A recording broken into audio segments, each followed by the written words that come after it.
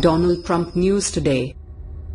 Trump advisor heads to Israel amid absence of coherent U.S. policy. Jason Greenblatt to meet Israeli and Palestinian leaders as Washington attempts to construct clearer vision of peace strategy. A key foreign policy advisor to Donald Trump is to meet the Israeli and Palestinian leaders as part of efforts by the White House to formulate a more coherent vision of how it will proceed with the Middle East peace process. Jason Greenblatt, a Trump lawyer turned special envoy, was due to arrive in Israel on Monday for talks with the Israeli Prime Minister, Benjamin Netanyahu, and the Palestinian President, Mahmoud Abbas, on Tuesday. Greenblatt's visit follows a 20-minute telephone conversation between the U.S. President and Abbas on Friday, during which Abbas was invited to Washington to meet Trump. The U.S. President's vision for peace in the Middle East, however, remains nebulous, with the White House saying on Friday after the Abbas conversation that the president emphasized his personal belief that peace is possible and that the time has come to make a deal. Greenblatt, who like Trump's pick for U.S. Ambassador to Israel, David Friedman, has no track record in diplomacy, was Trump's chief legal officer, dealing almost exclusively with real estate matters before being appointed as foreign policy advisor. One of the key issues to be discussed is reportedly guidelines for Israeli settlement construction in the occupied Palestinian territories, which Greenblatt has said in the past he does not regard as an obstacle to peace, though he supports a two-state solution.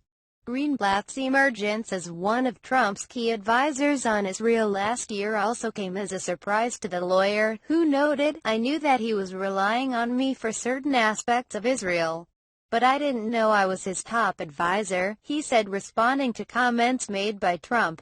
Trump has offered often confused and conflicting views on the Israeli-Palestinian question, both as candidate and president, including suggesting at a press conference with Netanyahu that he was not necessarily committed to a two-state solution. Trump had also promised to controversially move the U.S. Embassy from Tel Aviv to Jerusalem on the first day of his administration, a move that has yet to materialize. Palestinian officials, including Abbas in his conversation with Trump on Friday, have insisted they see the establishment of a Palestinian state alongside Israel as the only option for peace. Before the visit, and amid signs that Trump might be turning his mind to the issue of a Middle East peace process in which he has promised to deliver the ultimate deal, Israel's hardline defense minister, Avigdor Lieberman, intervened once again, calling for Israeli citizens of Palestinian origin to be transferred to any new Palestinian state, including Israeli Arab MPs. Writing on his Facebook page on Monday, Lieberman said, "It cannot be that a hegemonic Palestinian state will be established without a single Jew 100% Palestinian, and Israel will be a binational state with 22% Palestinians."